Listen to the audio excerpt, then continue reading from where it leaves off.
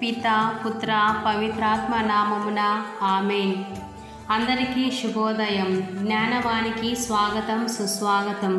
ప్రియమిత్రులారా, ఈరోజు మనము రాజుల దినచర్య 2వ గ్రంథంలోని 27, 28, 29 అధ్యాయములలో లిఖించబడిన యోతాము, ఆహాజు మరియు హిజ్కియాల యొక్క పరిపాలన గురించి తెలుసుకుందాం.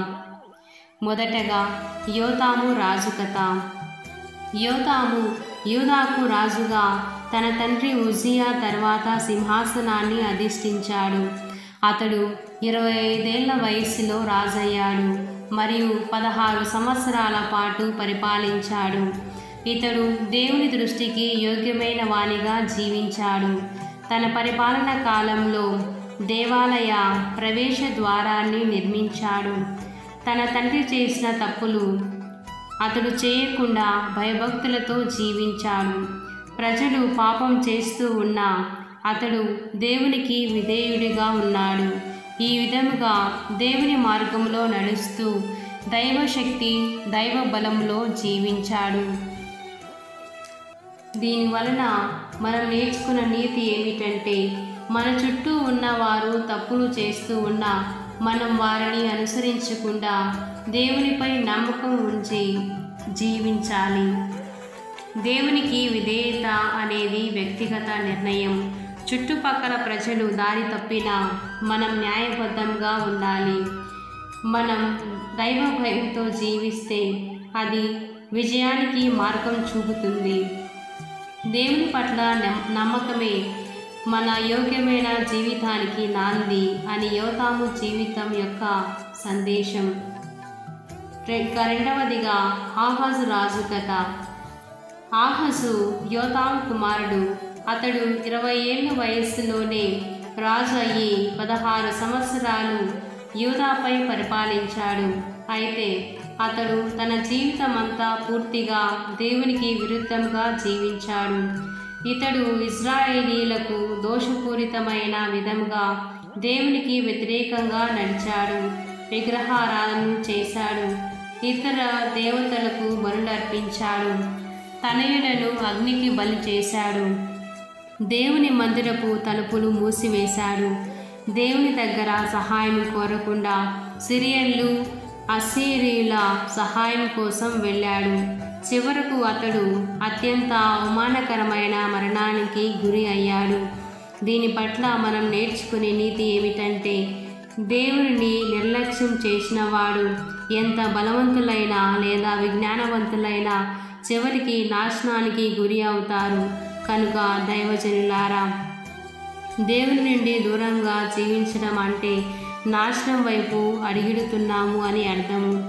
మన సొంత బలాలపై నమ్మకం ఉంచినప్పుడు మనము నిజంగానే విఫలమవుతాము. కష్ట సమయంలో దేవుని వదిలిపెడితే మన జీవితం అధోగతి పాలవుతుంది అని తెలుసుకోవాలి. దేవునికి విరుద్ధంగా జీవించడం దారుణమైన పరిణామాలకు దారితీస్తుంది అని ఆహాజు జీవితం ద్వారా ఒక గుణపాఠాన్ని నేర్చుకోవచ్చు. ఇక మూడవదిగా హిజ్కియా రాజు కథ. హిజ్కియా ఆహాజు కుమారుడు. తన తండ్రి చేసిన తప్పులను సరిదిద్దడానికి ప్రయత్నించాడు.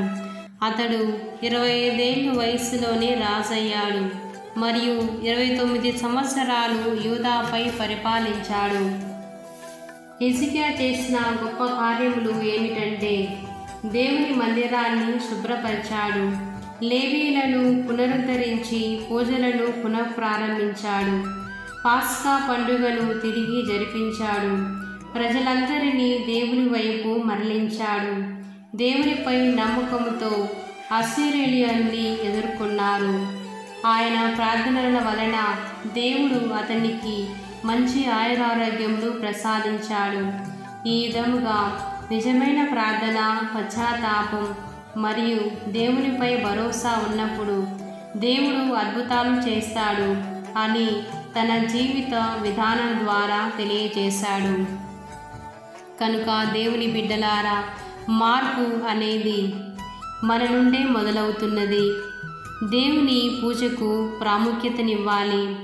దేవునిపై నమ్మకం ఉంచిన వారు ఆయన రక్షణను పొందుతారు. ప్రార్థన వల్ల మన జీవితాల్లో అద్భుతాలు జరిగే అవకాశాలు ఉన్నాయి. మనల్ని ఆశ్రయించిన దేవుడు మన కోసం యుద్ధం చేయును అని హిజ్కియా జీవితం ఇచ్చే విశ్వాసగాథ. ప్రియ మిత్రులారా, ఈ ముగ్గురి జీవితాలను మరి ఒక్కసారి తిరిగి చూసినట్లయితే యోతాము విధేయతతో జీవించాడు కనుక అది నమ్మకముగా జీవించి దేవుని ఆశీర్వాదాన్ని పొందాడు. ఆహాజు దుర్మార్గ జీవితంలో నడిచి దేవుని విస్మరించాడు, అది నాశనానికి దారితీసింది. మరియు హిజ్కియా పునరుద్ధరించాడు, ప్రార్థించాడు, భయభక్తులతో దేవుని ఆశ్రయించాడు, రక్షణను పొందాడు. ఈ ముగ్గురు కథల ద్వారా మనం నేర్చుకోవలసిన అంశములు: మొదటగా, దేవునికి విధేయత చూపడం వలన విజయానికి దారి చూపిస్తుంది. రెండవది, దేవుని నుండి దూరంగా జీవిస్తే అది వినాశనానికి దారితీస్తుంది. మూడవదిగా, సత్య మార్గములో నడిచిన వారికి దేవుడు ఎల్లప్పుడూ తోడుగా ఉండి ఆశీర్వదిస్తాడు. కనుక ప్రజలారా, ఈ రోజున ముఖ్యంగా మనమందరము మన జీవితాల్లో ఈ రాజుల కథలు ఎలా ప్రతిబింబిస్తున్నాయో ఆలోచించుదాం. ఏ రాజుని పోలి మనం జీవిస్తున్నామో పరిశీలించి మార్పు దిశగా ముందడుగు వేద్దాం. దేవుడు మనలందరినీ దండిగా మెండిగా దీవించి ఆశీర్వదించి కాచి కాపాడునుగాక. ఆమేన్.